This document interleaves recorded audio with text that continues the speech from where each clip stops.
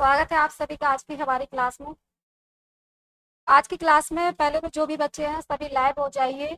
और अगर आपको हमारी वीडियोस अच्छी लग रही हैं तो हमारे चैनल को सब्सक्राइब भी कीजिए और हमारी क्लासेस आपको बहुत ही लाइक भी कीजिए। और जब तक क्या आप हमारे साथ लाइव चैटिंग में नहीं जुड़ोगे, कमेंट सेक्शन में नहीं जुड़ोगे, तब तक आपको ये चीज़ सीखने को नहीं मिलेगी। इसलिए आप हमारे साथ लाइव जुड़ जाइए और कमेंट सेक्शन में आपको जो भी प्रश्न आ रहे हैं, आपको जो भी डाउट लगता है, तो आप वो हमसे पूछ भी सकते हैं। ठीक है, वो हमसे पूछ भी सकते हैं। ज्वाइन कर लीजिए हमारी क्लास को। हम शुरू करते हैं नई क्लास को। देखो, साइंस का आपके लिए आने वाले एग्जाम में काफ़ी महत्वपूर्ण सिद्ध होगा और आप अच्छी तरह से यहाँ पर तैयारी करते हो। ठीक है, तो आप हमारे साथ जुड़ जाइए।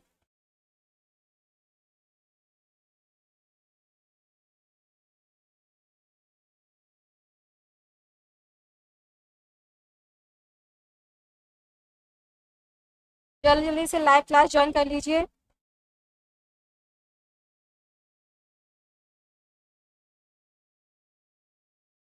चलिए करते हैं स्टार्ट पहले प्रश्न के साथ। देखो, पहला प्रश्न क्या कह रहा है। नीचे दिए गए कथनों को पढ़कर हमें सही विकल्प, हमें ये सारे कथन दिए गए हैं, इनको हमें पढ़ के सही विकल्प पढ़ना है और आंसर देना है। पहला क्या बोला है, घटपड़नी पौधा। घटपड़नी पौधा होता है पिचर प्लांट। क्या होता है ये, पिचर प्लांट। ठीक है, ये क्या करता है, कीटों को फंसा लेता है। कीटों को फंसा लेता है, कारण क्या है, पहले क्या दिया गया, उसका कथन दिया गया है, फिर उसका कारण दिया गया है। घटपर्णी पौधा क्या करता है, कीटों को फंसा लेता है। उसका कारण क्या है, घटपर्णी पौधे में अपना भोजन बनाने के लिए क्लोरोफिल नहीं होता है। दो चीज नोट की है यहाँ पे, एक तो क्लोरोफिल के बात में दी गई है और दूसरा क्या है, कीटों को फंसा लेता है। इन दोनों को आपको जो की पॉइंट दिए गए उनको ध्यान से पढ़िए। अब क्या है, इन की पॉइंटों के माध्यम से सारे कथन है उनको हमें इसमें आंसर देना है कि कौन सा सही हो सकता है। तो पहला क्या कह रहा है, ए और आर दोनों सही है। मतलब ए दिया है और हमें आर दिया है, ये कैसे, दोनों सही है। और जो आर है, मतलब आर क्या बोला गया है, घटपड़ ही पौधा अपने भोजन को बनाने के, उसमें क्लोरोफिल नहीं होता, वो क्या है, सही व्याख्या कर रहा है। आर क्या कर रहा है, एक ही सही व्याख्या कर रहा है। दूसरा देखो, ए और आर दोनों सही है परंतु आर एक ही सही व्याख्या नहीं है। तीसरा बोल रहा है ए सही है परंतु आर गलत है। चौथा बोल रहा है ए और आर दोनों गलत हैं। अगर आपको आ रहा है आंसर तो आप कमेंट सेक्शन में हमें बताते जाइए। साथ ही साथ क्या हो सकता है, पहली बात तो घटपर्णी का पौधे की बात करेंगे, क्या करता है, कीटों को फंसा लेता है, बिल्कुल, क्योंकि इसको हम कीट बच्ची पादप के नाम से जानते हैं। इसका एक नाम और होता है कीट बच्ची पादप।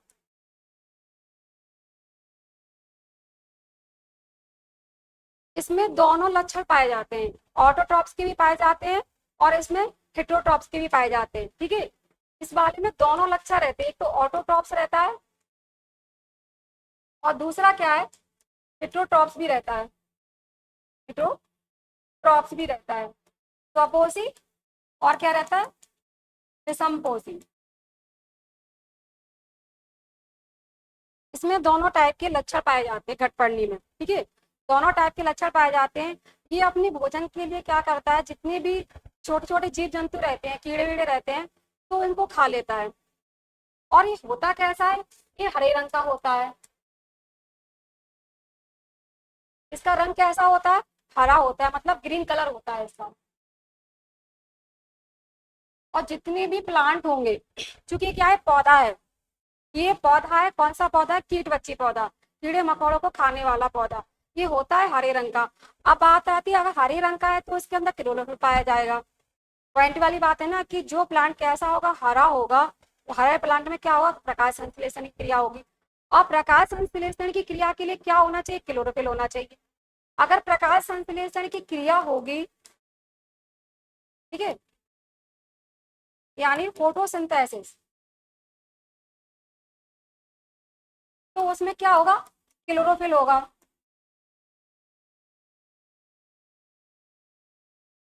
जब ये क्या है, ऑटोट्रॉप है, ऑटोट्रॉप मतलब अपना भोजन ये स्वयं ही बना लेता है। जब ये ऑटोट्रॉप है और इसमें प्रकाश संश्लेषण की क्रिया भी होती है, तो क्या होगा, इसके अंदर क्लोरोफिल भी होगा। अब ध्यान से ऑप्शन पढ़ते जाइए, अगर आंसर आ रहा है तो हमें आंसर भी देते जाइए। मैंने आपको समझा दिया कि होता क्या है घटपर्णी पौधा। ये जो पिचर प्लांट होता है कीड़े मकोड़ों को खाता है। जब ये खाएगा तो हेटेरोट्रॉप्स में आ जाता है, क्योंकि अपने भोजन के लिए क्या है, दूसरों पर आश्रित है, पहली बात तो। और दूसरी बात क्या है, हरे रंग का होता है। हरे रंग का होने के कारण ये क्या करता है, प्रकाश संश्लेषण की क्रिया करेगा। और प्रकाश संश्लेषण की क्रिया बिना क्लोरोफिल के होती नहीं है, तो क्या होगा, इसमें क्लोरोफिल प्रेजेंट ही होगा। तो बताइए अब क्या हो सकता है इसके अंदर, इसका आंसर क्या हो सकता है। देखिए क्या होगा, पहला ऑप्शन क्या कह रहा है, घटवर्णी पौधा कीटों को फंसा लेता है, ये बात बिल्कुल सही है। परंतु आर इसलिए गलत है क्योंकि क्लोरोफिल इसमें पाया जाता है, क्लोरोफिल इसमें होता है, तभी तो ये ऑटोट्रॉप्स है। जब इसके अंदर क्लोरोफिल होगा तभी तो ये ऑटोट्रॉप्स है। तो इसलिए कौन सा जाएगा, ए सही है, परंतु आर गलत है। तीसरा वाला ऑप्शन हमारा बिल्कुल सही हो जाता है, बाकी गलत है, क्योंकि इसके अंदर क्या रहता है, क्लोरोफिल प्रेजेंट रहता है। ठीक है, इसके अंदर क्या रहेगा, क्लोरोफिल प्रेजेंट रहेगा, और क्लोरोफिल की उपस्थिति में ये प्रकाश संश्लेषण करता है। नेक्स्ट पे चलते हैं।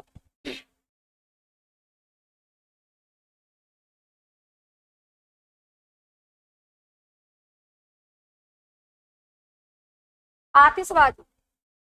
आतिशबाजी में हरे रंग की लौ का उत्पादन कहाँ होता है।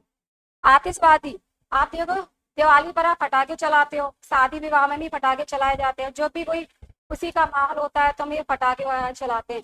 आपने देखी उसमें रोशनी, रंग बिरंगी रोशनी आती है, रंग बिरंगी रोशनी आती है, तो वो रोशनी किसके कारण होती है, वो धातु जब जलाई जाती हैं तो उनके कारण क्या होता है, रंग बिरंगी रोशनी होती है। अब देखो क्या है, मरकरी, सोडियम, पोटेशियम, बैरियम, इसमें क्या पूछा है, हरे रंग। हरे रंग के बारे में पूछा है कि जब हम इनमें से कौन सा ऐसा मेटल जलाते हैं, धातु जलाते हैं, तो जलने के बाद क्या करती है, हरे रंग की लौ देती है, हरे रंग की वो लौ देती है। तो हरे रंग के लौ कौन देगा,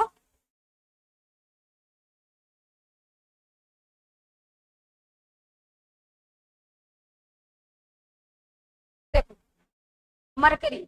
मरकरी को आप कॉमन नाम से जानते हो, इसको पारा बोला जाता है। क्या बोला जाता है, पारा। ये तल रहता है, आप थर्मामीटर रहता है ना, इसमें बुखार चेक, फीवर चेक करते थे, उसमें क्या पारा भरा रहता था। इसको एक नाम से और जानते हैं, क्विक सिल्वर। क्विक सिल्वर के नाम से भी इसको जानते हैं। और इसका एटॉमिक जो नंबर होता है, एटॉमिक नंबर, परमाणु क्रमांक, वो होता है 80। ठीक है, एकमात्र ऐसी धातु है, अगर इसको सामान्य तापमान पर रखा जाए, सामान्य ताप पर ये कैसी होती है, लिक्विड होती है, तरल होती है। एकमात्र ऐसी धातु है जो कैसी होती है, सामान्य ताप होता है, सामान्य तापमान पर कैसी होगी, तापमान पर कैसी होगी, लिक्विड रहती है, तरल रहती है। ठीक है, इसको आसानी से चाकू से काटा जा सकता है, इतनी सॉफ्ट रहती है कि इसको हम आसानी से चाकू से काट सकते हैं। ठीक है, आसानी से चाकू से हम इसको काट सकते हैं, बहुत ही मुलायम रहती है। लेकिन इसके साथ ऐसा रहता है, आसानी से इसको काटा भी जा सकता है, लेकिन अगर ये पानी के संपर्क में आती है, सॉरी ये नहीं, सोडियम है वो, तो आसानी से काटा जा सकता है सोडियम को। और लेकिन जब यह क्या रहता है, धातु ये रहती है आसानी से, पारा जो है ना, इसको हम क्विक सिल्वर के नाम से जानते हैं यार। ठीक है, ये नहीं है, आप सामान्य ताप पर ये कैसी रहती है, लिक्विड में रहेगी। मरकरी कैसी रहेगी, सामान्य ताप पर बिल्कुल लिक्विड में रहती है।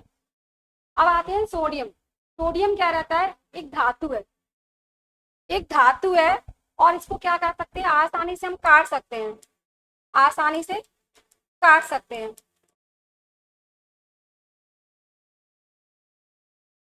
अब क्वेश्चन क्या कह रहा है, हरे रंग की लौ कब जलाते हैं।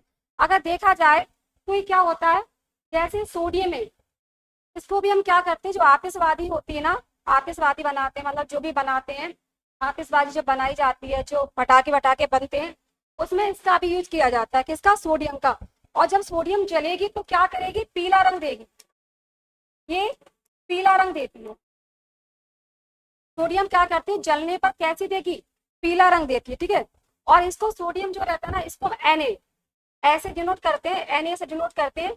और इसका जो एटॉमिक नंबर रहता है, इसका एटॉमिक नंबर कितना रहेगा, 11, 11 रहता है। ठीक है, और जब इसको जलाया जाता है तो कैसी रंग देती है, पीला रंग देता है। अब देखो पोटेशियम, ये भी एक धातु है, जब इसको जलाएंगे ना, इसको भी हम जलाएंगे तो ये क्या जलाने के बाद क्या होता है, ये बैगनी रंग देता है, बैगनी रंग देता है। जलाने के बाद आप देखोगे सबसे क्या रहता है, ये बैरियम जो आंसर हमारा है ना, ये आ जाएगा हरा रंग। बैरियम क्या रहता है, इसमें उच्च क्रियाशीलता रहती है, उच्च अभिक्रियाशीलता रहती है, इसमें हाई रिएक्टिव रहता है। उच्च क्रियाशीलता के कारण जब बैरियम को जलाया जाता है तो ये क्या कहता है, हरे रंग की लौ देता है, हरे रंग की लौ देगा ये बैरियम, हरे रंग की लौ देता है। और जलाने के बाद आप देखना इसको जल जाएगा ना, तो इसमें क्या सफेद चूर्ण आ जाता है, सफेद चूर्ण जैसा आ जाता है, तो चांदी जैसा सफेद चूर्ण आ जाता है, चांदी जैसा सफेद पाउडर जैसा आ जाता है इसको जलाने के बाद। बैरियम बहुत ज्यादा तेजी से जलता है और इसमें क्या होता है, बैरियम उच्च रासायनिक अभिक्रियाशीलता होती है। ठीक है, ये जलने के बाद आंसर हमारा क्या था, हरे रंग की लौ पूछा जा रहा है। तो ऐसे भी बहुत सी चीजें होती हैं जो आप आतिशबाजी में यूज करते हो, पटाखों में यूज करते हो। अगर आप देखा जाए जो गुलाबी रंग आता है, लिथियम को अगर जलाओगे, अगर क्या लिथियम को जलाया जाएगा तो वो चमकीला गुलाबी रंग देता है, चमकीला गुलाबी रंग देता है। लिथियम को जलाएंगे तो वो चमकीला, एक होता है स्ट्रासियम, एक होता है स्ट्रासियम, वो जलने के बाद क्या होता है, गहरा लाल रंग आता है। आप देखो सबसे ज्यादा लाल रंग देखते हैं, तो स्ट्रासियम को जलाएंगे ना तो क्या होगा, वो गहरा लाल रंग देगा। ये पटाखे वटाखे आप जलाते हो, सारे में क्या रहता है, धातु का यूज किया जाता है। और धातु जलने के बाद तरह तरह के क्या देती है, रंग देती है, तरह तरह के क्या देती है, रंग देती है। मरकरी ये पारा रहता है, ठीक है, इसको क्विक सिल्वर के नाम से भी हम जानते हैं, क्विक सिल्वर के नाम से इसलिए जानते हैं। ठीक है, ये दिया है ये क्विक सिल्वर के नाम से इसको जानते हैं। सोडियम का ये रहता है Na, इसको डिनोट करते हैं, इसको इसको Hg से, मरकरी रहता है ना, इसको H इस तरह से डिनोट करते हैं, इसका सिंबल रहता है Hg। ठीक है, पोटेशियम इसको हम K से डिनोट करते हैं, ठीक है, इसका सिंबल क्या रहता है, K रहता है। और एक चीज और, अगर आप देखो कि सोडियम जो रहती है उसकी डेंसिटी बहुत ही लो होती है, सोडियम की डेंसिटी कैसी होती है, लो होती है, इसलिए आसानी से पानी में तैर सकती है, आसानी से पानी में तैर सकती है। एक होता है लिथियम, पोटेशियम और सोडियम, तीन चीजें रहती है, लिथियम, सोडियम और एक रहता है पोटेशियम। इनकी तीनों की डेंसिटी कैसी होगी, लो होगी, घनत्व कैसा होगा, कम होगा। घनत्व कम होने के कारण ये क्या कहते हैं, पानी पर तैरते हैं, पानी पर आसानी से। तीनों धातु ऐसी है, लिथियम और सोडियम पोटेशियम, आसानी से पानी पे तैर सकती है। अगर हम क्या करें, अगर पोटेशियम जब भी ऑक्सीजन के संपर्क में आएगी तो तुरंत ही जलना स्टार्ट कर देती है। जैसे सोडियम को अगर पानी के संपर्क में लाया जाएगा तो तुरंत आग लग जाती है। अगर आप देखना सोडियम धातु को पानी के पास आप डाल दोगे ना, जरा सा उससे पानी संपर्क में आ जाएगा तो क्या तुरंत आग लग जाती है। वैसे क्या रहता है, जो आपका पोटेशियम होता है उसे क्या ऑक्सीजन के संपर्क में आएगा तो क्या होता है, उसमें भी जलने लगता है। इसलिए क्या होता है, इनको मिट्टी के तेल में रखा जाता है। हम पढ़ते थे ना कि इसको मिट्टी के तेल में क्यों रखा जाता है, मिट्टी के तेल में इसलिए रखा जाता है ताकि आसानी से किसी के साथ क्रिया ना करे, ना ऑक्सीजन के साथ क्रिया करे, ना ही पानी के साथ क्रिया करे। अगर ये क्रिया कर लेंगे तुरंत ये जलने लगेंगे। देखो कुछ चीजें मैंने बताई ना, इन सबको जलाने से रंग देता है। ठीक है, अगर आप सोडियम को जलाओगे तो पीला रंग देगा, पोटेशियम को जलाओगे तो बैगनी रंग देगा। आप जब भी आप पटाखे जलाते हो, आप देखते हो कुछ समय बाद क्या होता है, पटाखों में क्या सब बिल्कुल चांदी जैसा एक पदार्थ निकल आता है, वो इसी के कारण होता है, बैरियम के कारण। ये बैरियम धातु जब जलती है तेजी के साथ जलती है और बहुत तेजी से जलती है। ठीक है, तो इसका आंसर है क्या, बैरियम। नेक्स्ट पे चलते हैं।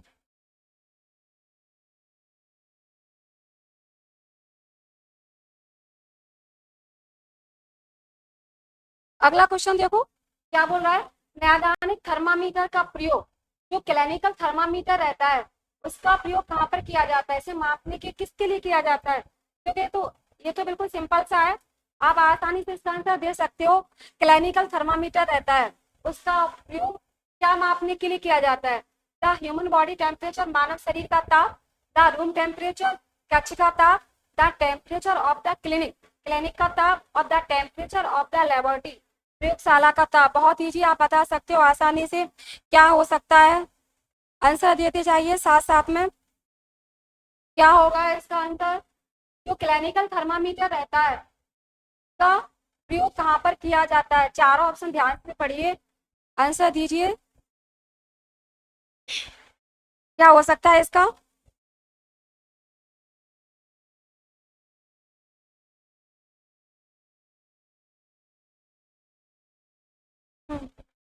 ठीक है, ये मानव शरीर का तापमान आंसर आया था, ह्यूमन बॉडी टेम्परेचर। जो क्लिनिकल थर्मामीटर रहता है इसका क्या किया जाता है? ह्यूमन बॉडी का टेम्परेचर होता है, ह्यूमन बॉडी का टेम्परेचर होता है, उसको मापने के लिए इसका यूज किया जाता है। अब आप जानते हो कि इसको दो टाइप से नापा जाता है, एक तो सेल्सियस से मापा जाता है और दूसरा फ़ारेनहाइट से नापा जाता है। अगर हम सेल्सियस से मापे तो इसका क्या होगा? परास इसका होता है यहाँ से 55 डिग्री सेंटीग्रेड तक इसकी क्या होती है? एक सीमा होती है, ठीक है। एक इसमें सेल्सियस में। अगर हम फ़ारेनहाइट की बात करें, अगर फ़ारेनहाइट की बात करें तो वहां पर होता है आपका 94 से लेकर फ़ारेनहाइट से लेकर 108 फ़ारेनहाइट तक। अगर शरीर का ताप हमें सेल्सियस में मापना है तो हम कैसे मापेंगे? इस तरीके से। तो यहाँ पर हम देख लिए कितना उसके शरीर का तापमान है फ़ारेनहाइट में, यहाँ तक इसकी सिंबल दिए रहते हैं। तो इन्हीं सिंबल के माध्यम से हम क्या करते हैं, इसी सिंबल के माध्यम से हम इन चीजों को बता सकते हैं कि शरीर का तापमान कितना है, ठीक है, शरीर का तापमान कितना है। तो आंसर कौन सा है? पहले नंबर का आंसर है द ह्यूमन बॉडी टेम्परेचर। शरीर का ताप मापने के लिए नैदानिक थर्मामीटर, क्लिनिक थर्मामीटर का प्रयोग किया जाता है। नेक्स्ट तो चलते हैं।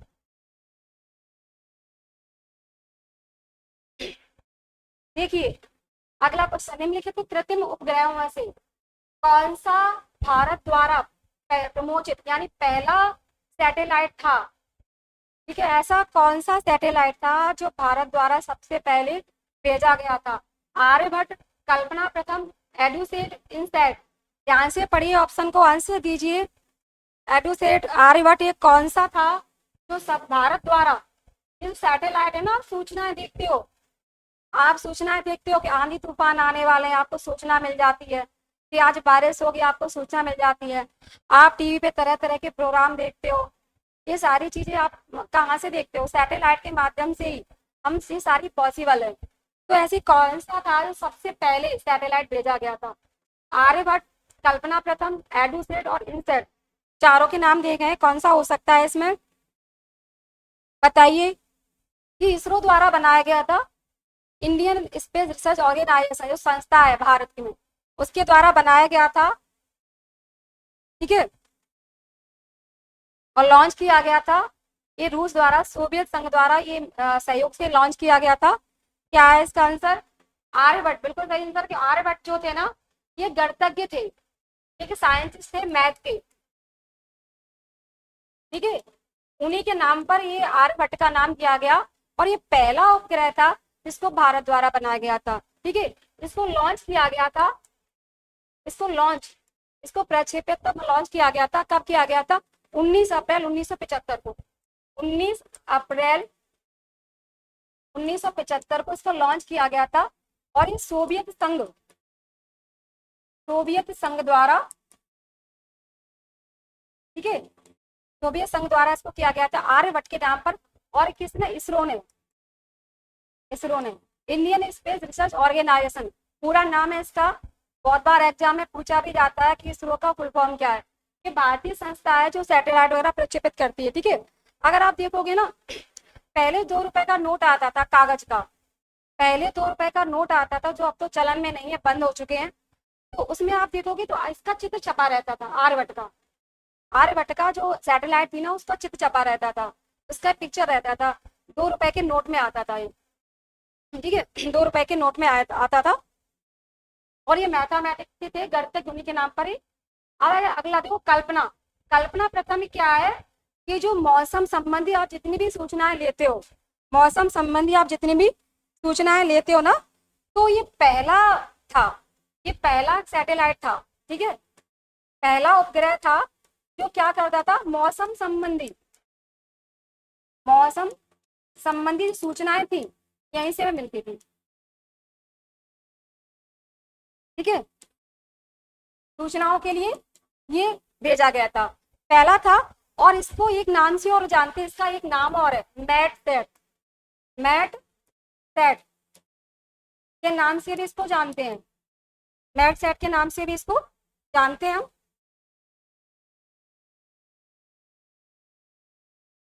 जो भी आप मौसम संबंधी आप सूचनाएं लेते हो तो मौसम, इनका आंसर आया है, आर्बिट्रल सही आंसर है, ठीक है। और इसको लॉन्च किया गया था 12 सितंबर 2002 को, ठीक है। कब किया गया था? 12 सितंबर 2002 को इसको लॉन्च किया गया था। और इसको लॉन्च किया गया था सतीश धवन केंद्र से, सतीश धवन केंद्र है ना, वहां से इसको लॉन्च किया गया था, ठीक है। सतीश धवन केंद्र इसको लॉन्च किया गया था। एडुसेट, एडुसेट अगर आप देखोगे ना तो ये क्या है, एजुकेशन से संबंधित है। आप देखोगे बच्चों के प्रोग्राम भी आते हैं और बड़ों के प्रोग्राम भी आते हैं। दूरस्थ शिक्षा, डिस्टेंस एजुकेशन के लिए बनाया गया था, ये डिस्टेंस एजुकेशन के लिए बनाया गया था, ठीक है। एजुकेशन के लिए बनाया गया था। इसमें क्या है, आप देखोगे ना छोटे छोटे प्रोग्राम आते थे, पढ़ाई से संबंधित प्रोग्राम आते थे, बच्चों को सिखाया जाता था, उसमें क्लासेस चलती थी, वो ये वाली सैटेलाइट है। एडुसेट से आप देखोगे एजुकेशन से संबंधित है, ठीक है। स्कूल स्तर की बात करें, स्कूल स्तर से लेके दूरस्थ तक, जैसे हम जो तैयारी करते हैं, जो घर बैठे आप तैयारी, दूरस्थ डिस्टेंस एजुकेशन, ठीक है। और ये था, इसको बनाया गया था, कब भेजा गया था इसको? 20 सितंबर 2004 को, 20 सितंबर 2004 को इसको भेजा गया था। इनको एक समय तक भेजा जाता है, इनका समय निर्धारित होता है, उसके बाद क्या है, काम करना बंद कर देते हैं, फिर दूसरा भेजा जाता है, ठीक है। अगला है इनसेट। इनसेट वाला जो है ना, ये क्या, दूरसंचार जो रहता है, मौसम विज्ञान, ठीक है। ये राष्ट्रीय उपग्रह प्रणाली का हिस्सा है, भारतीय राष्ट्रीय उपग्रह प्रणाली है ये वाला जो क्या है, भारतीय राष्ट्रीय उपग्रह प्रणाली है। और ये क्या है, दूरसंचार से संबंधित है, से संबंधित है, दूरसंचार से ये संबंधित है। ये क्या है, ये सारे सैटेलाइट है, हमें किसी न किसी काम के लिए भेजे जाते हैं। अगर मैंने यहाँ पर आपके जो क्वेश्चन था उसका आंसर आ बैठे, बाकी आप कल्पना प्रथम को जानोगे तो ये क्या, पहला था, ये याद रखना, पहला था ये वाला, ये पहला उपग्रह था जो मौसम, अब तो बहुत सारे सैटेलाइट बनते जाते भेजते जाते हैं, बहुत एडवांस टेक्नोलॉजी आ गई है, तो हमें आसानी से बहुत सी चीज़ों की जानकारी मिल जाती है कि मौसम कैसा रहेगा, क्या जानकारी रहेगी। आप देख लेते हो 7-8 दिन का मौसम देख लेते हो कि कब क्या होगा। हम ये मौसम सैटेलाइट के माध्यम से ही देख पाते हैं, सैटेलाइट के माध्यम से हमें ये जानकारी मिलती है कि कैसा मौसम रहने वाला है, ठीक है। अगले पे चलते हैं। बीटी बीज, बीटी बीज संबंधित है, ये जो बीटी बीज है कहाँ से संबंधित है, देखो ये चावल से, गेहूं से, कपास से या तेल के बीज से। बीटी बीज ये क्या है और किससे संबंधित है, बताइए। बीटी बीज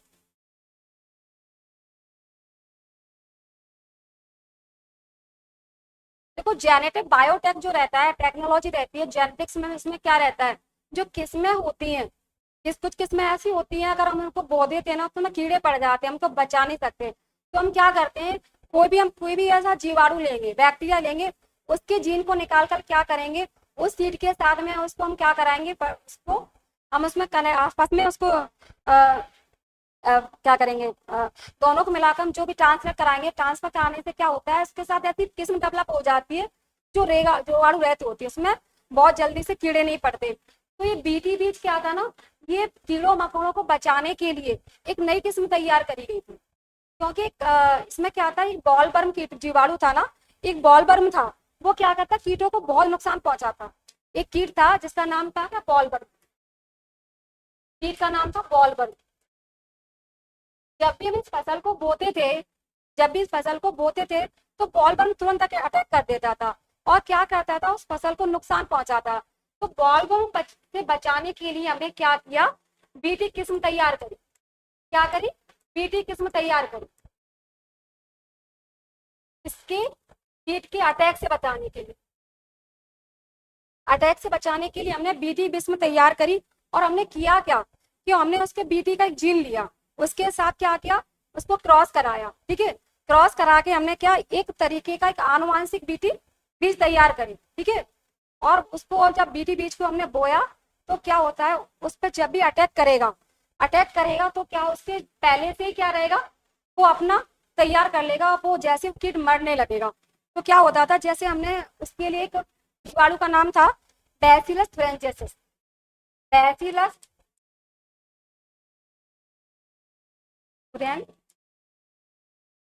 जेनेसिस, ठीक है, एक जीवाणु था। इस जीवाणु से हमने क्या किया, ये ग्राम पॉजिटिव था, ये ग्राम पॉजिटिव जीवाणु था, ठीक है। और ग्राम पॉजिटिव क्या रहते हैं, हमें कभी नुकसान नहीं पहुंचाते। ये ग्राम पॉजिटिव था, और कैसा था ये, क्रिस्टल के आकार का था, क्रिस्टल के आकार का था।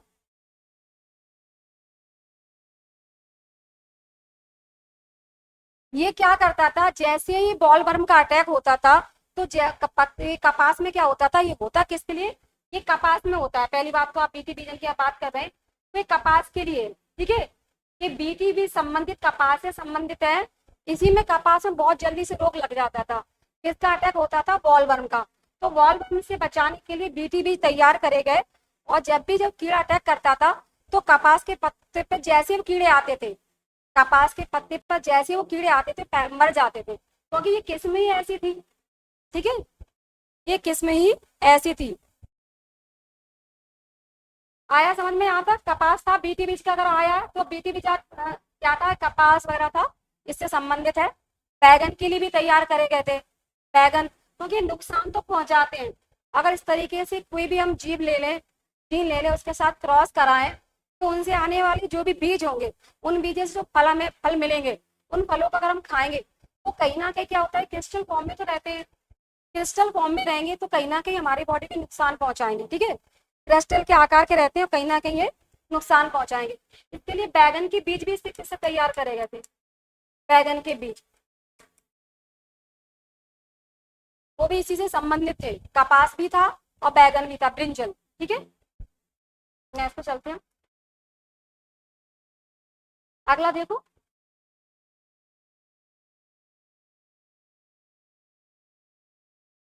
अगला क्वेश्चन देखो, the non metal use the purple colour solution applied on want as the antiseptics.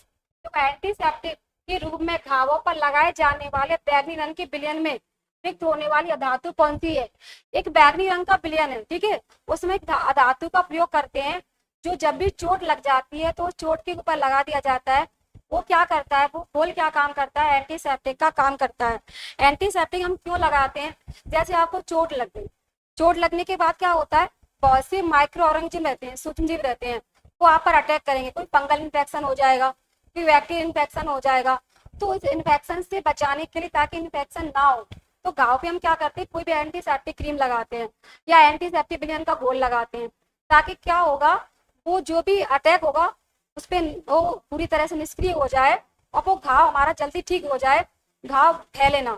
तो उसके लिए बताओ क्या होगा, बताओ कौन सा हो सकता है, क्लोरीन, आयोडीन, ब्रोमीन और सल्फर, कौन सा ऐसा बैगनी रंग का विलयन में धातु हम डालते हैं। एक बैगनी रंग का विलयन होता है जिसमें हम क्या करते हैं, धातु डालते हैं, कौन सी धातु है बताइए, कौन सी नॉन मेटल है,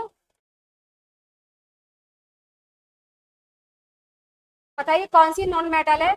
जो बैगनी रंग का सॉल्यूशन हम बनाएंगे, देखो बैगनी रंग का सॉल्यूशन बनाएंगे, बनाया किससे जाता है, हम अल्कोहल लेते हैं, अल्कोहल लेते हैं, अल्कोहल को पानी में मिला देते हैं, फिर अल्कोहल को पानी में मिलाने के बाद जो सॉल्यूशन बनता है, उसमें हम ये धातु डालते हैं। बताइए क्या हो सकता है इसका आंसर। देखो बैगनी रंग का सॉल्यूशन जब बनाएंगे तो हम क्या करेंगे, अल्कोहल लेंगे, अल्कोहल का मिश्रण लेते हैं, और अल्कोहल के मिश्रण में हम क्या करेंगे, 2 या 3 बूंद किसके डालेंगे, आयोडीन की डालेंगे, ठीक है, 2 या 3 बूंद किसके डालेंगे, आयोडीन के डालेंगे। और इनको डालने से हम क्या करते हैं, घोल तैयार करते हैं, और उस घोल को हम क्या करेंगे, अपने घाव पे डालेंगे। जैसे ही घाव पे डालते हैं, तो वो घोल क्या करता है, एंटीसेप्टिक का काम करता है, और वहां पर क्या होगा, रोगाणु रहित हो जाते हैं, रोगाणु बिल्कुल ठीक हो जाते हैं। और इस घोल को एक नाम दिया जाता है, इसे बोलते हैं टिंचर और विलयन, ठीक है, टिंचर विलयन कहा जाता है। जो घोल है ना, ये विलयन जो बन रहा है, इस विलयन को टिंचर भी कहा जाता है, टिंचर, ठीक है, विलयन। एल्कोहल के सॉल्यूशन में हम आयोडीन धातु डालते हैं और ये धातु मिलकर क्या करती है, और सॉल्यूशन के साथ एंटीसेप्टिक का काम करती है। ठीक है, तो यहाँ पर आंसर जाता है आपका बिल्कुल सही, आयोडीन। साथ ही साथ आप कमेंट्स में जुड़ते जाइए, आंसर भी देते जाइए। अगर आपको क्लास अच्छी लगती है तो हमारी क्लास को लाइक कीजिए और चैनल को सब्सक्राइब कीजिए। और आपको अगर और भी क्लासेस जैसे अच्छी लग रही है तो आप बेल आइकन को भी दबाइए, ताकि हमारी क्लास जब भी अपलोड होगी तो आप तक पहुंच जाएगी। नेक्स्ट क्वेश्चन पे चलते हैं।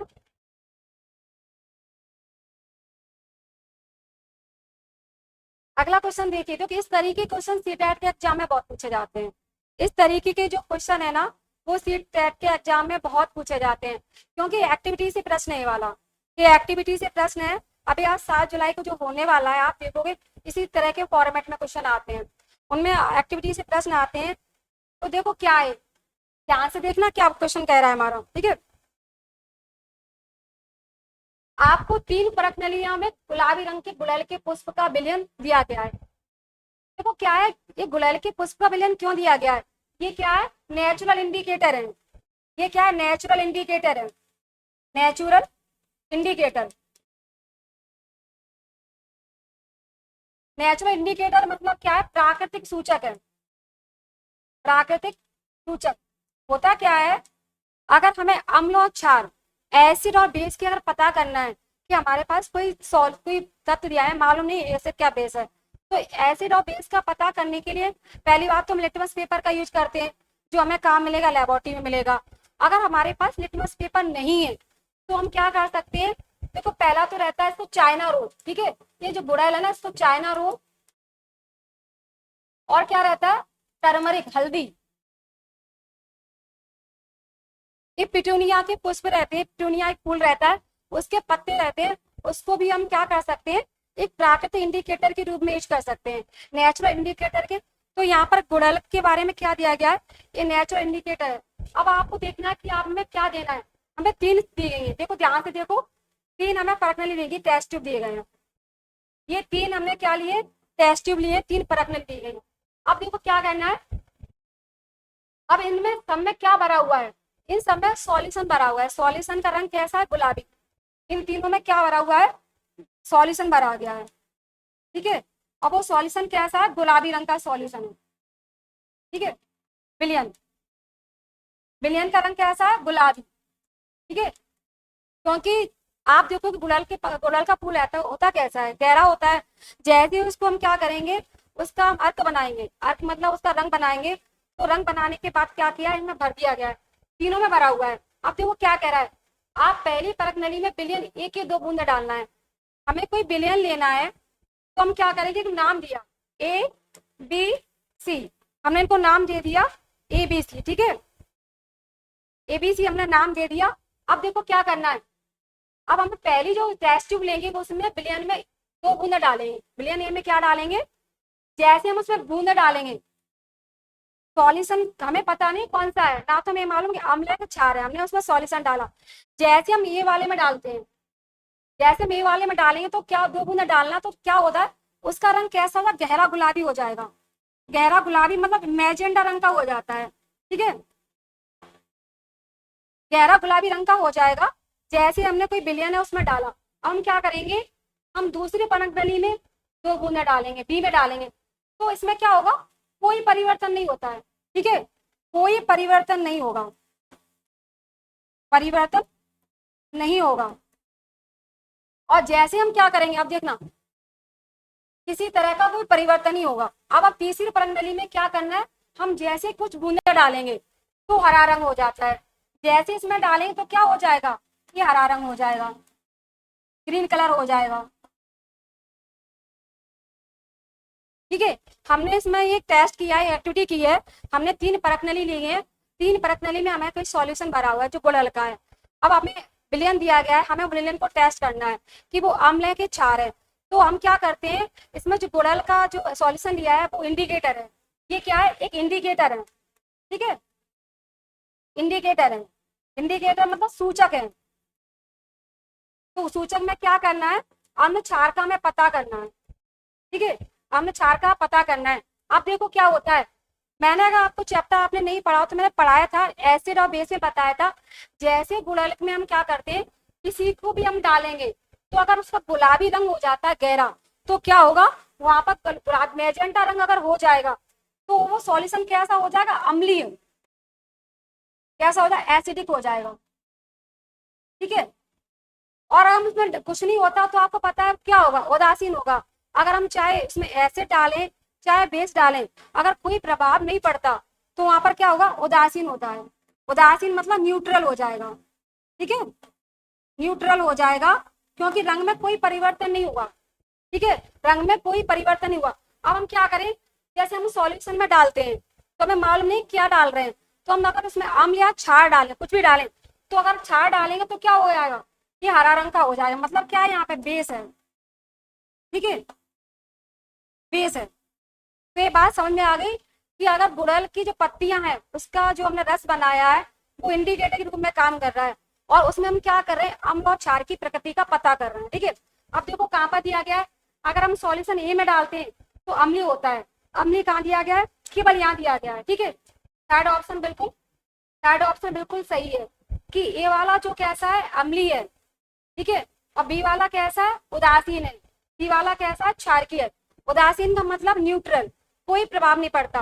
पानी कैसा है, उदासीन है। अगर पीएच वैल्यू कैसी आती है, पीएच वैल्यू का 7 आती है, तो क्या होता है, हमारे पास कोई भी सॉल्यूशन दिया रहे तो वो क्या, अगर उसकी पीएच एक इंडिकेटर रहता है जिसमें हम क्या कहते हैं, अम्ल और क्षार की पता करते हैं उसका पीएच मान कितना है। अगर पीएच में 7 आता है तो वो क्या होता है, उदासीन में आता है। ठीक है, पीएच मान अगर 7 होगा तो किस में आ जाएगा, उदासीन में आ जाएगा। ठीक है, आंसर 30 नंबर का हमारा बिल्कुल सही है। अगले पे चलते हैं।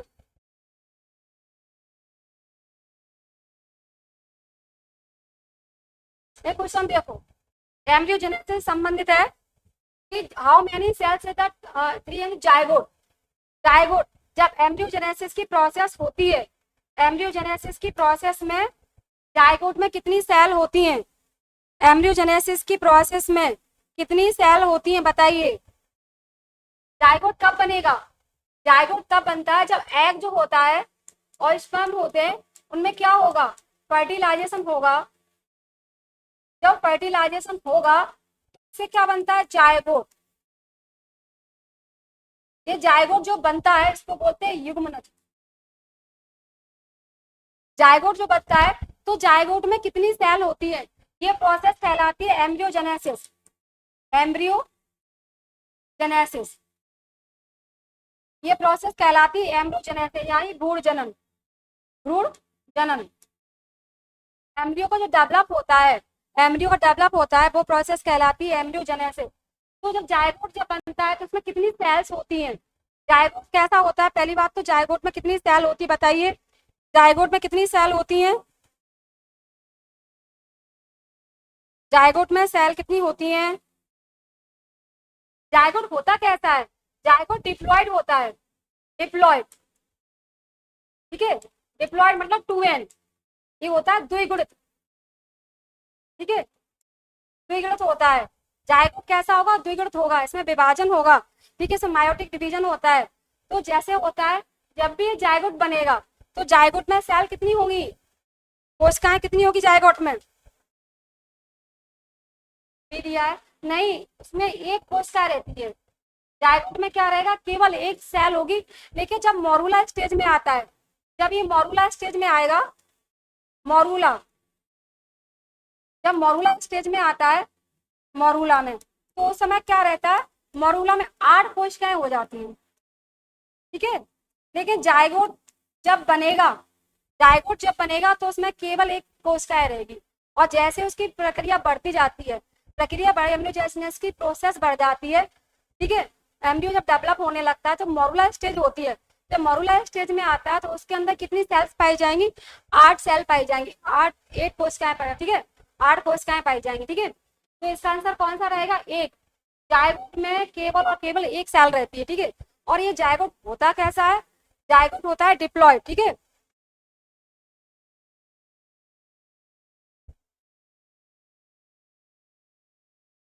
अगले पे चलते हैं।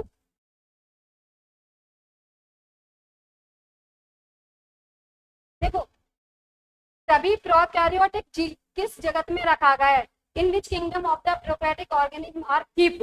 ये क्लासिफिकेशन से संबंधित प्रश्न है कि जितने भी प्रोकैरियोटिक हैं उनको उनमें किस जीव को रखा गया है? सात प्रोकैरियोट में क्या आता है? मोनेरा, प्रोटिस्टा, कवक या पादप? बताइए क्या आता है? सारे के सारे प्रोकैरियोट में क्या आता है? मोनेरा, प्रोटिस्टा या कवक या प्लांट्स? क्या आता है बताइए?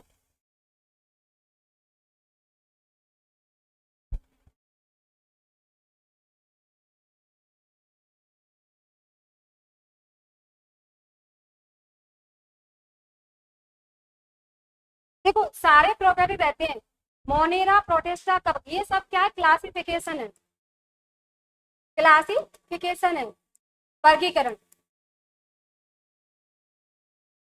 जो वर्गीकरण किया गया था, सबसे पहला जो वर्गीकरण किया गया था वो अरस्तु ने किया। सबसे पहला जो वर्गीकरण था वो किसने किया? अरस्तु ने। उसके बाद क्या लिनियस ने किया, ठीक है। उसके बाद काफी लोग आए थे ना, उन्होंने किया था।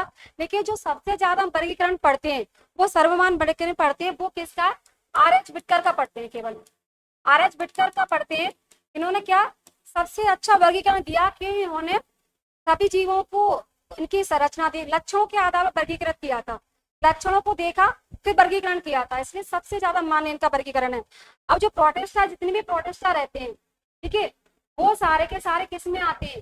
प्रोकैरियोट में। आप ऐसे याद कर सकते, ऐसे याद कर सकते हो कि प्रोटिस्टा किस में आएंगे? प्रोकैरियोट में आएंगे। और जितने भी क्या रहते हैं? यूकैरियोट, एक कोषीय रहते हैं यूकैरियोट, वो आते हैं मोनेरा में, ठीक है। जितने भी रहेंगे ना आपके, वो किस में आएंगे? एक कोषीय। प्रोकैरियोट में जितने भी रहेंगे वो किस में आते हैं? मोनेरा में, ठीक है।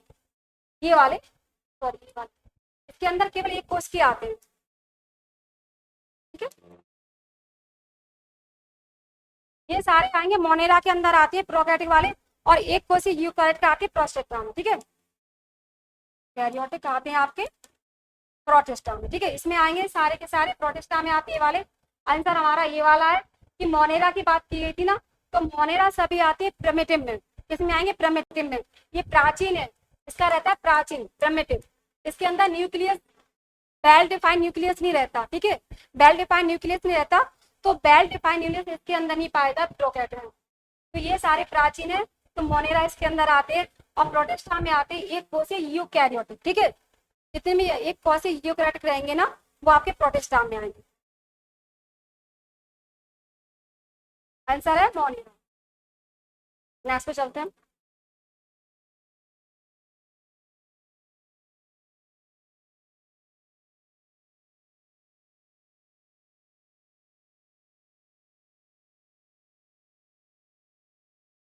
तो पानी के नीचे ध्वनि संकेतकों का पता लगाने के लिए क्या उपयोग किया जाता है? पानी के नीचे ध्वनि संकेतक होंगे ना, उनका पता लगाने के लिए किसका उपयोग किया जाता है? बताइए किसका उपयोग किया? मीटर का, हाइड्रोफोन का, पायरोमीटर या बोलोमीटर? किसका यूज किया जाता है? पानी के नीचे, पानी के नीचे ध्वनि संकेतक का पता लगाने के लिए किसका प्रयोग किया जाता है? ध्वनि, जैसे ये ध्वनि संकेत होते हैं ना, तो पानी देखो, आपको इस तरह से भी आप देख सकते हो। हाइड्रो, हाइड्रो क्या रहता है? हाइड्रो, हाइड्रो मतलब पानी, ठीक है। हाइड्रो, तो इस तरीके से आप देख सकते हो, रिलेटेड कर सकते हो।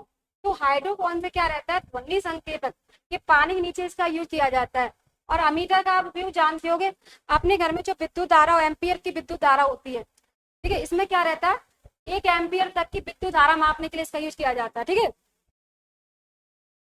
1 एम्पियर, 1 एम्पियर तक की विद्युत धारा माप सकते हैं इससे, विद्युत धारा माप माप सकते हैं। अब देखो अगला है पायरोमीटर।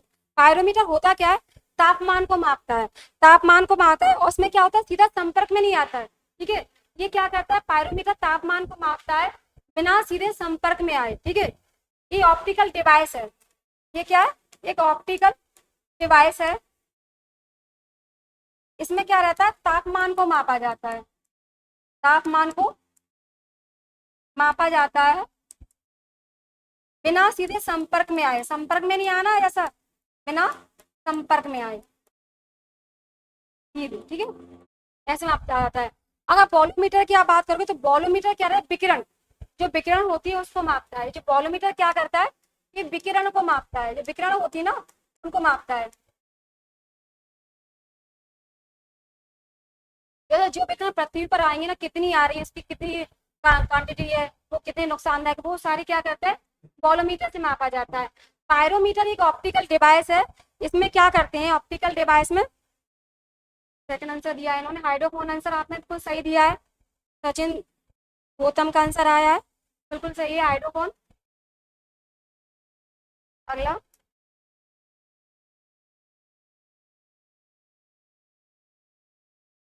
अगला क्वेश्चन देखो, हमें क्या करना है, निम्नलिखित में से कौन सा उत्सर्जन के बारे में गलत है। ये कथन दिए गए हैं, इनमें हमें ये बताना है कि कौन सा क्या है उत्सर्जन के बारे में गलत है। ठीक है, देखो उत्सर्जन क्या कहते हैं, पौधों में होता है उत्सर्जन, पौधों और जानवरों दोनों में होता है। उत्सर्जन केवल अतिरिक्त पानी से छुटकारा पाने की प्रक्रिया है। इस तरह उत्सर्जन की एक विधि है। ठीक है, ये होता क्या है, एक्सक्रिएशन बोलते हैं इसको। जैसे जितनी भी आप देखते हो आपकी बॉडी में पसीना आता है, पसीना क्यों आता है, वो हमारी बॉडी की चीजें होती है ना, उनको बाहर निकालता है, जैसे मैल बाहर निकलता है, ये सब उत्सर्जन चीजें। एक्सक्रिएशन, एक्सक्रिएट किडनी है, वो उसमें आती है, एक्सक्रिएट सिस्टम में आती है। वो क्या करती है, आप जो भी पानी पीते हो फिल्टर करती है, उसको फिल्टरेशन का काम करती है। तो यहाँ पर ये दिया है कौन सा हमें गलत कथन चुनना है, गलत कथन बताना है सही। तो गलत कथन इसमें कौन सा हो सकता है, इनका बी आंसर आया है, इनका बी आंसर आया, बी आंसर नहीं है इसका। देखो क्या है, ये पौधों में होता है, बिल्कुल सही बात है। आप देखोगे ना पौधों में भी तो होता है, आप पौधों के बाहर आप देखो तो पत्तों पर पानी आ जाता है, कभी वेस्ट मटेरियल भी आ जाता है, अजीब सा पदार्थ आ जाता है, तो पौधों में भी होता है। ये पौधों और जानवरों दोनों में होता है, ये ऑप्शन बिल्कुल सही है, दोनों ऑप्शन बिल्कुल सही है। तीसरा देखो, उत्सर्जन केवल अतिरिक्त पानी से छुटकारा पाने की क्रिया है, ऐसा नहीं है, ये गलत है। ये क्रिया नहीं है, अतिरिक्त पानी से छुटकारा पाने की क्रिया नहीं है, बल्कि इसमें बेस्ट मटेरियल जो होता है वो भी बॉडी के बाहर निकलता है। जो बेस्ट मटेरियल होता है, जो अवशिष्ट पदार्थ होते हैं, वो भी क्या करते हैं, बाहर निकलते हैं, पदार्थ भी बाहर निकलते हैं। ऐसा नहीं केवल पानी बाहर निकलता हो, बाकी अवशिष्ट होते हैं वो बाहर निकलते हैं। ठीक है, आप देखो उत्सर्जन की एक विधि है, इसलिए आंसर हमारा जाता है सी नंबर का। क्यों सी नंबर का आंसर इसलिए जाएगा, सी नंबर का आंसर बिल्कुल सही है हमारा, सी नंबर यहाँ बिल्कुल राइट है, बाकी तीनों सही है, केवल सी गलत है। ठीक है, बाकी सी गलत इसलिए क्योंकि यहाँ पर ये दिया गया पानी, पानी नहीं बल्कि और भी अपशिष्ट पदार्थ होते हैं, वो क्या रहते हैं, बाहर निकलते हैं। नेक्स्ट पे चलते हैं।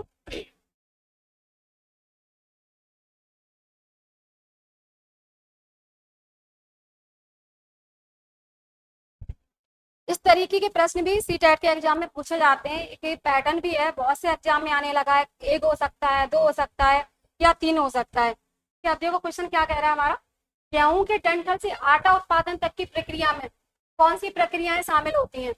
जो जब गेहूं डंठल होते हैं, यानी गेहूं जब खेतों में उग जाता है, उसको काट लिया जाता है, तो वहां से आटा बनाने की जो प्रोसेस होती है, उस प्रोसेस में क्या क्या शामिल है, देखो थ्रेसिंग, सेंडिमेंटेशन, विनोइंग यानी ओसाई करना, और चालन।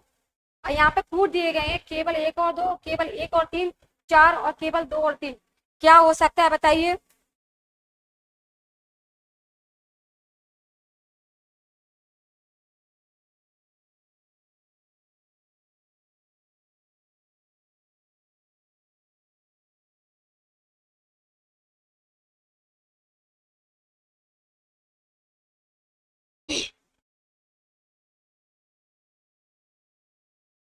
देखिए थ्रेसिंग, थ्रेसिंग तो कॉमन नाम है, आप जानते होंगे। जब हम गेहूं को निकालते डंठल होते हैं, उनको थ्रेसर के माध्यम से उसमें से क्या होता है, दाने अलग किए जाते हैं। ठीक है, वो प्रोसेस क्या रहती है, दाने अलग किए जाते हैं। ठीक है, दाने अलग किए जाते हैं किससे, भूसे से। और ये क्या रहता है, सेंडिमेटेशन। आप देखो सेंडिमेटेशन ये अपसाधन, जैसे अगर पानी के साथ अशुद्धियां होती हैं, ठीक है, पानी के साथ अशुद्धियां होती हैं, तो क्या रहता है, इसका मतलब होता है नीचे बैठना, नीचे बैठना। जो गंदगी होगी ना, वो आप देखो नीचे बैठ जाती है, गंदगी होगी वो क्या नीचे बैठ जाती है। आप नदी या तालाब में देख सकते हो, साफ पानी हो तो इसके नीचे कंकड़ पत्थर डले रहते हैं, और आपको दिखता है पानी बिल्कुल साफ है। फिर प्रक्रिया उसमें रहती है, इसमें क्या रहता है, जो भारी वस्तु होंगी वो क्या करेंगे, नीचे बैठ जाएंगे। ठीक है। अब देखो औसाई करना, औसाई करना क्या रहता है, बिनोइंग। बिनोइंग करना आप देखोगे ऐसे, उसको उसमें से हवा के माध्यम से, भूसे से दाने अलग किए जाते हैं। यहाँ पर क्या है, हवा के माध्यम से, हवा के माध्यम से क्या रहता है, जो भूसा रहता है उससे दाने अलग किए जाते हैं, भूसे से दाने अलग किए जाते हैं, अलग किए जाते हैं। अब देखो यहाँ पर ये चालन, सीडिंग, सीडिंग क्या रहता है, छोटे दानों से बड़े दानों को अलग करना, छानना, ये क्या कहलाएगी, छानना। अब देखो, अब आंसर आराम से आ जाएगा। क्या हो सकता है आंसर में, क्या है बताओ जरा। इन्होंने बी आंसर दिया है, बिल्कुल सही आंसर दिया है, 1, 3 और 4, ये बाकी सही है, केवल यहाँ पे चला जाता है सेंटीमीटर, ये गलत है। आंसर है 1 और 3 और 4। इनके माध्यम से हम क्या करते हैं, जो गेहूं के जो डंठल होते हैं, गेहूं के डंठलों से हम क्या करते हैं, दानों को अलग करते हैं। इनमें ये सारी प्रक्रिया शामिल है, केवल सेंटीमीटर शामिल नहीं है। वो क्या होता है, उसमें जो भारी कण होते हैं वो नीचे बैठ जाते हैं। ठीक है, भारी कण कहाँ बैठ जाएंगे, नीचे बैठ जाते हैं। अगला देखो, देखो स्टार्च और सेलुलेज, ठीक है, के बारे में से कौन से कथनों में से कौन सा सही नहीं है, इनमें से हमें गलत कथन छांटना है, गलत कथन छांटना है। बाकी इसमें 3 सही है, 1 गलत है, इसमें गलत कौन सा है, देखो, दोनों का वानस्पतिक उद्भव है। ठीक है, दोनों वनस्पति उद्भव है, बिल्कुल दोनों बहुलक है या पॉलीमर है, आयोडीन के साथ दोनों को रंग प्रदान करते हैं। ठीक है, दोनों ग्लूकोज अणु से निर्मित होते हैं। जैसे हम आयोडीन के साथ इसको डालेंगे ना तो उनका रंग चेंज हो जाता है। और ये क्या, दोनों बहुलक है, दोनों का वानस्पतिक उद्भव है, और दोनों ग्लूकोज अणु से बने होते हैं। तो क्या हो सकता है इसका आंसर, कौन सा इसका आंसर है, कमेंट में देते जाइए।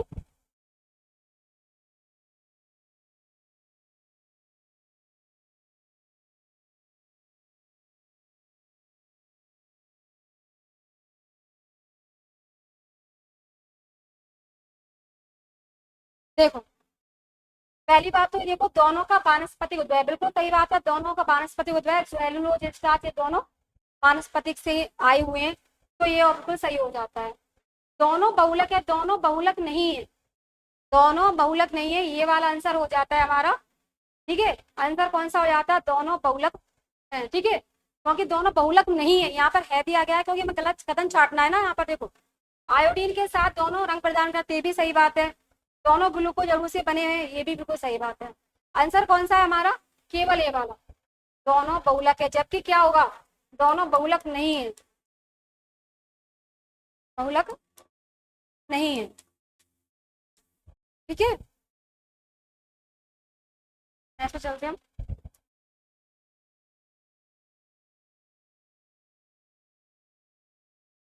देखिए, साहीवाल क्या है, साहीवाल क्या है, गाय की प्रजाति है, भैंस की प्रजाति है, मुर्गे की प्रजाति है, या इनमें से कोई नहीं।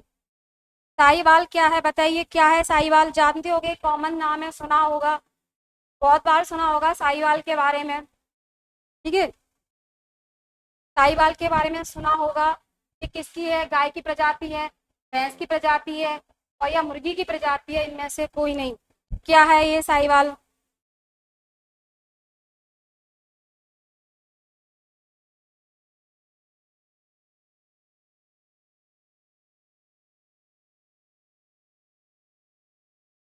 साहीवाल क्या है,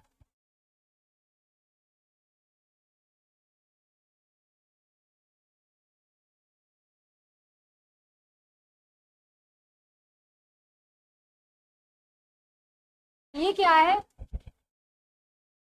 ये जो प्रजाति है ना, ये सबसे पहली बात तो ये कहाँ पर पाई जाती है, पंजाब में, पंजाब में। ठीक है, और इसका जो नाम है ना, पंजाब में एक जगह है, पंजाब में साहिवाल एक जगह है, साहिवाल के स्थान के नाम पे रखा गया है, स्थान के नाम पर रखा गया है।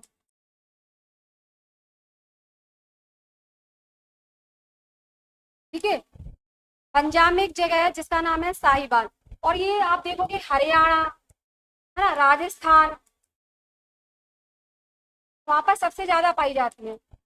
पंजाब, वहां पर ये सबसे ज्यादा पाई जाती है। इसमें एक खासियत और होती है, ये क्या करती है, 10 महीने तक ये दूध दे सकती है, महीने तक दूध दे सकती है।